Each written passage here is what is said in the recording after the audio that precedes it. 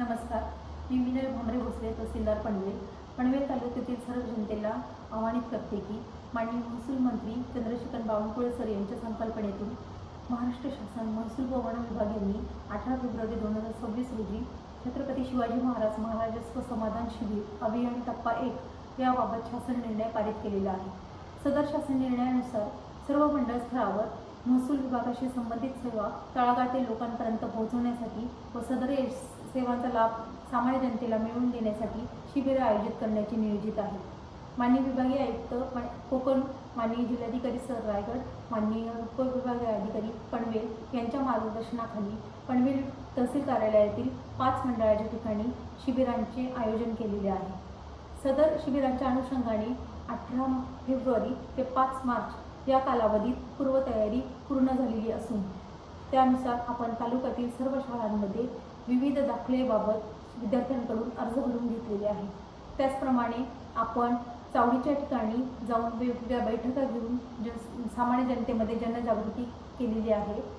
त्याचप्रमाणे आपण विविध ठिकाणी फलक लावून याबाबत सर्व जनतेला, पनवेल तालुक्यातील सर्व जनतेला याबाबत मार्गदर्शन आणि शिबिराबाबत आवाहन केलेले आहे.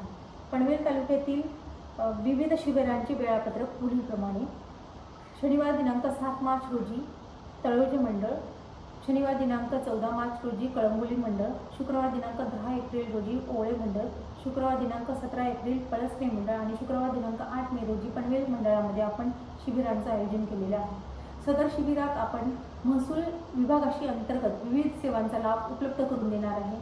ज्या अंतर्गत आपण विविध दाखले, उत्पन्नाचे दाखले, जातीचे दाखले, त्याचप्रमाणे रहिवासीचे दाखले, त्याचप्रमाणे 7/12 असलेले कालबाह्य शेरे कमी करणे, 7/12 चुकांची दुरुस्ती करणे, प्रलंबित फेरफार निर्गती करणे, त्याचप्रमाणे सामाजिक अर्थसहाय्य योजनेअंतर्गत पात्र लाभार्थ्यांना लाभ उपलब्ध करून देणे, ॲग्रिस्टॅक व PM किसान अंतर्गत नोंदणी, त्याचप्रमाणे तुकडेबंदी व बिनशेती सनद रद्द झाल्याबाबत जनजागृती, अशा याप्रमाणे विविध सेवांचा लाभ आपण लाभार्थ्यांना उपलब्ध करून देणार आहे.